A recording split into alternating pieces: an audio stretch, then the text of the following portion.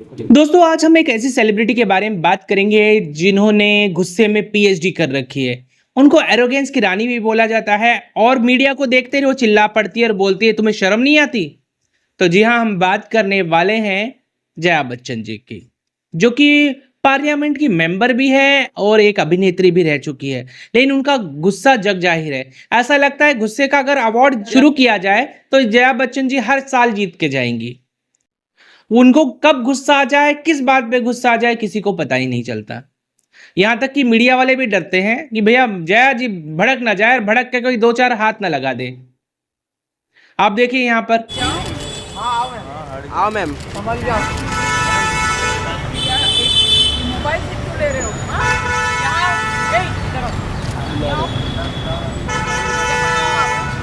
Mobile से क्यों ले रहे हो? नहीं ठीक है, आप मोबाइल से क्यों ले रहे हो? पूछा मुझसे आपने? मम्मी सीखो, डोंट डू दैट। अभी मैंने सुना, सॉरी अंग्रेजी तो दोस्तों हम यहाँ देखेंगे जया बच्चन जी को एकदम से इतना गुस्सा क्यों आता है, हर बात पे गुस्सा क्यों आता है, हर चीज पे गुस्सा क्यों आता है, हर व्यक्ति पे गुस्सा क्यों आता है। तो हम इसके पॉजिटिव और नेगेटिव दोनों पे बात करेंगे, उनके पक्ष और विपक्ष दोनों में बात करेंगे बिना बायस होकर। सबसे पहली बात है, एक बार अभिषेक बच्चन ने कहा था कि वो एक रिजर्व किस्म की व्यक्ति है, उनको ज्यादा लोगों में घुलना मिलना पसंद नहीं है। लोग जब उनके दायरे में आते तो उनका ये गुस्सा निकल जाता है। दूसरी ये बात है, मीडिया लोग हर जगह उनके पास पहुंच जाते हैं और उनसे सेल्फी मांगते हैं, वीडियो मांगते हैं, यार पोज देने को बोलते हैं। जया जी इधर पोज दीजिए, इधर देखिए, ऐसे पोज दीजिए। जया जी बोलती है मुझे पोज देने का मन नहीं कर रहा है, एक थप्पड़ मारने का मन कर रहा है। वो तो कई बार इतना गुस्सा हो जाती है कि लोग अगल बगल में भाग जाते हैं। तीसरा और रीजन ये बोला जाता है लोगों के द्वारा कि रेखा जी की वजह से भी उनको बहुत गुस्सा आता है। इस वजह से वो जैसे जैसे रेखा सज धज के दुल्हन बन के आती है, रेखा जी को देखते इनका गुस्सा और बढ़ जाता है। कहीं ना कहीं रेखा जी की जो बनाव सिंगार इनको पंप कर जाते हैं और आए गाहे बगाए कोई ना कोई शो में अगर रेखा जी पहुंच जाती है तो अपने पुराने प्यार की यादें ताजा कर देती है। तो इस वजह से भी इनको गुस्सा आता है, ये लोगों का कहना है। कुछ लोग जो उनको प्रशंसा करते हैं, कमाल है, उनके फैन हैं अभी भी जो उनको सपोर्ट कर रहे हैं।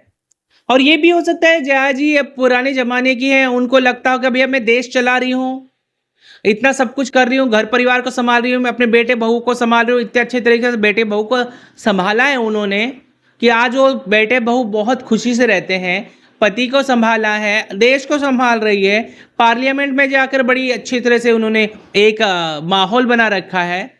तो ये लोग मुझसे पोज कैसे मांग सकते हैं, मुझसे फोटो कैसे मांग सकते हैं, मुझे सेल्फी कैसे मांग सकते हैं।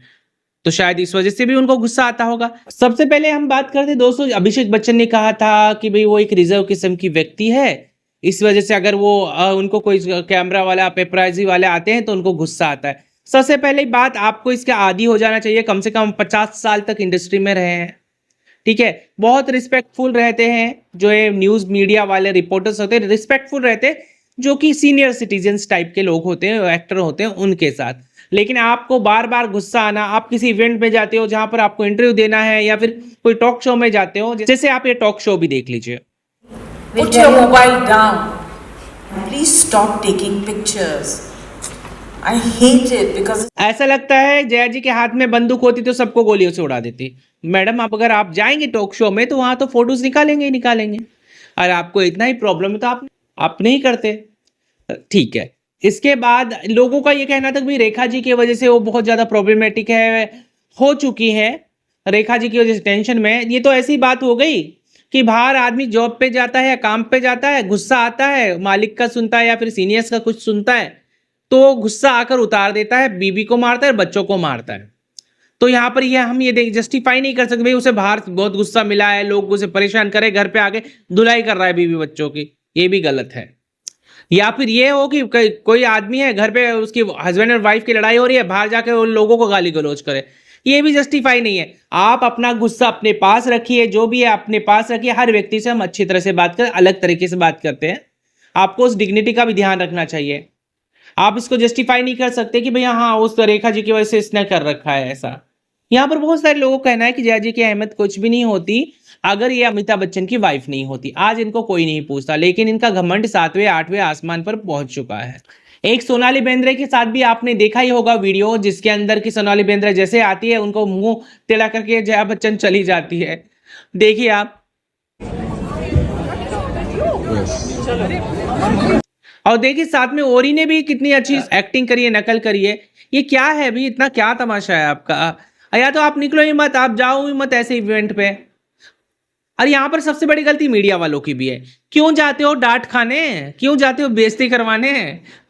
कोई जरूरी है उनको कवर करना, कोई जरूरी है उनकी फोटो लेना, लेकिन फिर भी मैडम के पास जाएंगे और बेइज्जत होके आएंगे। ये जगह है ये सवाल पूछने का?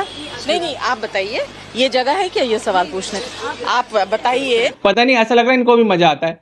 और ये कुछ फैंस लोग होते हैं, क्यों जाते हो तुम? क्यों तुम्हारी वो बेइज्जती करती है, हमें बुरा लगता है। मुझे तो रियली बहुत बुरा लगता है। एक बेचारी लेडी है, उससे कुछ बोल रही थी, उसको एकदम हाथ पकड़ के आगे की तरफ कर दिया।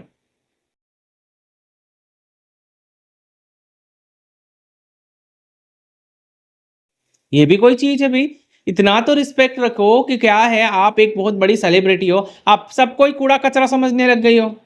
और एक बार देखिए, ये मौसमी चटर्जी मिली थी, गलती से उनको कोई जया बच्चन जी समझ लिया था, तो उन्होंने देखो क्या बोला। अभी नहीं, I'm not, please. I'm much better person than Jaya Bachchan. आपके साथ हमारे बुजुर्गों के जो है, हमारे माता पिता, दादा दादी, इन लोगों ने आपकी मूवीज देख रखी है, आपको बहुत अप्रिशिएट किया है। जैसे जैसे कहते हैं ना, फलदार पेड़ एकदम झुक जाता है, और जो बिल्कुल खाली होता है, सूखा हुआ पेड़ हमेशा अकड़ के रहता है। यहाँ पर अमिताभ बच्चन जी का स्वभाव देखिए और जया बच्चन जी का देखिए, कितना डिफरेंस है। मतलब इतना तो रखिए मैडम, आप तो ऐसे कर रही हो कि आपसे बढ़कर कोई है ही नहीं दुनिया में, सुपरस्टार सुपर डुपर स्टार कोई नहीं है। लेकिन इन नालायक रिपोर्टरों को भी तो समझना चाहिए। चले जाते हैं उनके पास बेइज्जती कराने के लिए, और आ जाते हैं मुंह लटका के, उनको बुलाती हुई है, इधर कौन है तू, कौन सी मीडिया से है, मेरा फोटो क्यों ले रहा है, मतलब कि कौन सा है, क्या है, बहुत सारी चीजें होती हैं। तो यहाँ पर तो मैं यही बोलना चाहूंगा, जिस व्यक्ति को पसंद नहीं आता है तो उनके फोटोज नहीं लीजिए, वीडियो मत लीजिए। ऐसा क्या मरे जा रहे हो तुम, फिर बाद में तुम ब्लेम करोगे। अब तुम मधुमक्खी के छत्ते के अंदर हाथ डालोगे तो मधुमक्खी तो काटेगी, आपको पता है, लेकिन फिर भी आप बेशरम हो, रिपोर्टर लोग चले जाते हैं उसके पास। तो दोस्तों मैं तो यही कहना चाहूंगा कि मेरे हिसाब से जया बच्चन जी को भी थोड़ा डिसेंसी रखनी चाहिए, ठीक है। एक और मीडिया वालों को भी थोड़ी मर्यादा रखनी चाहिए। उनको पसंद नहीं है तो छोड़ दो ना, क्यों जबरदस्ती जा रहे हो अपनी बेइज्जती करवाने के लिए। काम का मुझे बुरा लगता है इनको देखकर, मीडिया वालों को देखकर, भैया क्या है ये। इन मीडिया वाले भी कम नहीं है, वो डिजर्व करते हैं। यहाँ पर दोस्तों आपको किसकी कमी लगती है, जया बच्चन की कमी लगती है या फिर ये मीडिया वालों की कमी लगती है कि जो बार बार उसके पास जाते हैं। लेकिन एक और चीज है, जया बच्चन जी केवल मीडिया वालों के साथ ही नहीं करती, आम पब्लिक फैंस जो होते हैं उनकी भी बेइज्जती करने में कोई कसर नहीं छोड़ती। बेचारी जो कुछ बुजुर्ग फैंस होंगे वो उनके जमाने के होंगे, खुश होते होंगे, वो तो मरने के टाइम पे 20-30 साल 50 साल भी जितना जिएंगे वो जिएंगे। वो कितना सदमा लगता होगा, अरे यार ये हम इसकी पूरी जिंदगी हमारे इनको अप्रिशिएट किया, इनको पूरी जिंदगी हमने अप्रिशिएट किया और हमारी ये बेइज्जती कर दी मरने के टाइम पे। बाप रे ऐसा क्या है।